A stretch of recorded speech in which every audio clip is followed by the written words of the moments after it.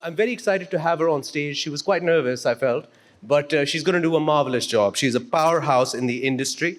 And of course, the opening session of BOFF 25, this keynote will set the tone for the day by introducing the event's vision and theme, which is, of course, reimagining banking in the era of AI. So please, again, that was just a test. I do want a louder applause for the lady who will kick off the program today.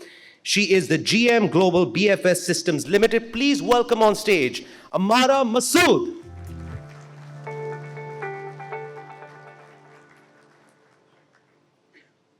Assalamu alaikum, everyone, and welcome to the Bank of the Future Forum.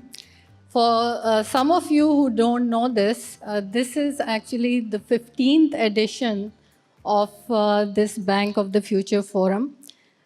We started this back in 2010, which was the first year where we got, a lot of our banking community, banking leaders together. And now, mashallah, other than the year of the COVID, we have done it very successfully every year. And I would like to give a huge applause to all the people who have actually shaped the Bank of the Future with us being part of this forum.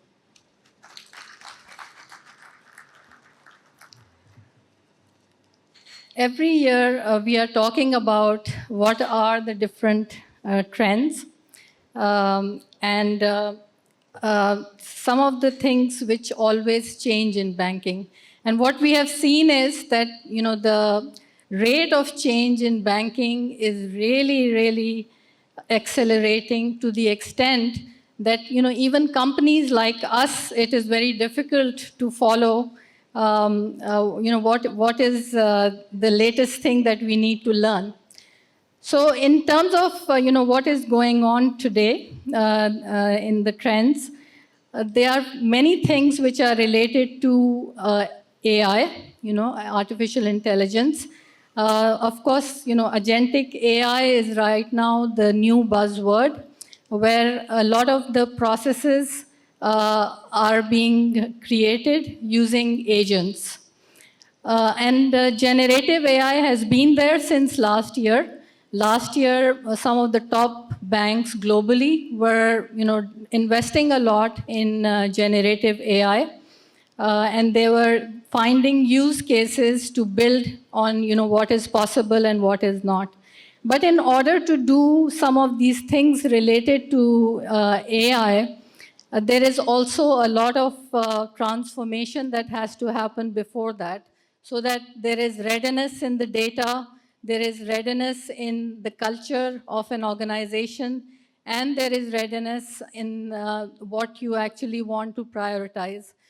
So what we are finding, can I have a, sorry, can I have a, so I think the most important thing is that when we go out and deploy AI, what we are seeing is that it's not only coming from just creating a team within the organization or within an enterprise, which is going to bring in AI. There are many, many softwares that each enterprise is using, and many of these software vendors are doing a lot of investment and bringing in the tools, etc., which are required for creating these use cases. Similarly, a lot of the banks have created internally IT organizations. Some of them have created specialized organizations who are working on AI. And this is not only going to be about the IT anymore, because it is really the business which is going to bring the use cases and deploy really what is really required from the business. So starting with this, what the thinking is that the CEOs are really looking at. Even though there is 83% of the CEOs, when Gartner did the research, 83% of the CEOs think that AI is really going to transform their organization.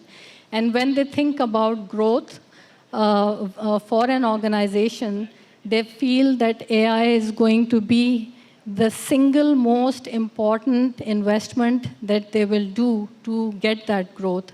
Because all the traditional ways of growth, the channels of growth, are now changing. But even though that is the case, the CEOs are really worried that their own internal readiness is not there, and what are some of the things that they need to do in order to make this possible. So in terms of, the AI dominates all the conversations in the C-suites, and what this chart is really showing is that the different C-suites are working at a different level on AI, and you can see that the technology right now is doing more of the work, and the business is doing less. But that is going to change over time, and it's very quickly changing over time.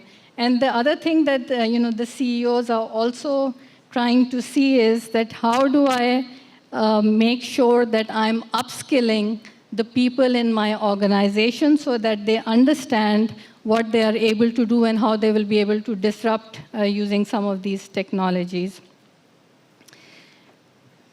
So one of the frameworks which is most companies are following is basically an AI-first strategy. And in this AI-first strategy, it starts from the top, and you look at the vision, how you will use agentic AI, how will you use generative AI to actually find the growth areas in an organization. And then, of course, you move down to looking at your products and services that you find that you are going to inculcate and some of the insights in terms of how you need to make them better, how you need to go after the different segments, and how you need to grow that market. And third is AI first in IT, which means that you need the infrastructure, the platforms, that the GPUs in order to make this happen. So when businesses grow, then they need that a boost in the infrastructure as well. And AI requires a lot of that. So that is also one thing that organizations are working when they are thinking about AI first. And the last one is AI first in all of the functions. So when we say functions, we mean in operations, in sales, in the risk management, in the credit part, so of inculcating that. And that is really where the value will be brought about, because organizations are now looking at adding AI to add value to the organization. So moving on from there, there are different paradigm shifts which are happening, which is that traditionally banks were traditionally very much transactional, and now they are moving more towards being intelligent and more towards being predictive, and that is where the organization needs to be. So last decade, we have seen that all banks were modernizing their digital channels, moving to the cloud, automating operations, and that led to a lot of transformation in multiple areas. For instance, in the payments, in lending, in money transfers, in advisory services, investments. But the future isn't about digital alone. It's also about intelligent banking now. So where every process will learn, every customer interaction predicts intent, and every decision is data-driven and contextual.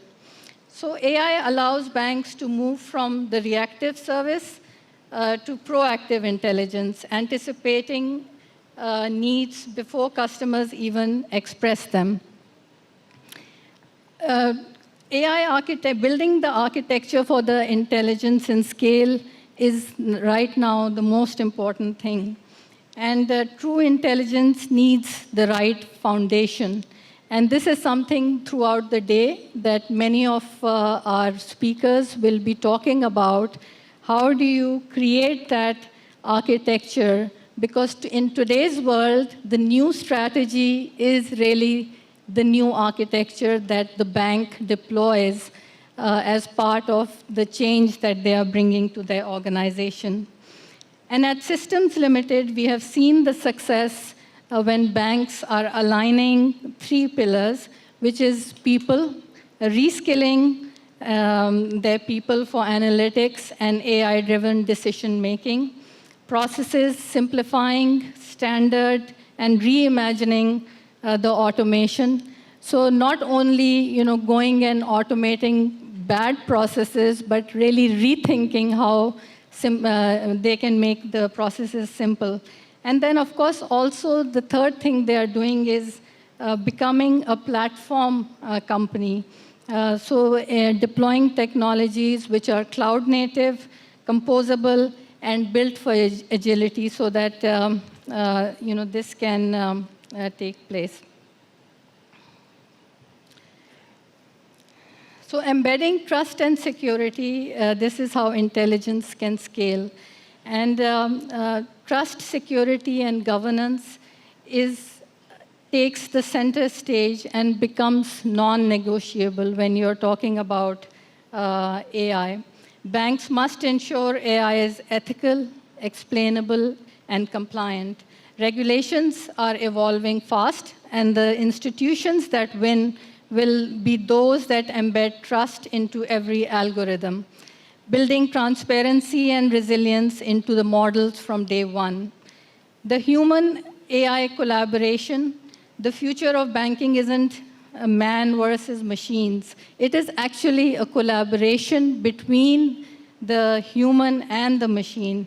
When empathy meets intelligence and we redefine customer experiences, that's the true promise that AI is bringing in banking. As we reimagine the future, let's remember technology alone doesn't transform banks. It's the courage to rethink business models, rebuild architectures, and re-empower people that will define the winners of the next decade. Let's build the bank of the future, intelligent, inclusive, and infinite. Thank you very much.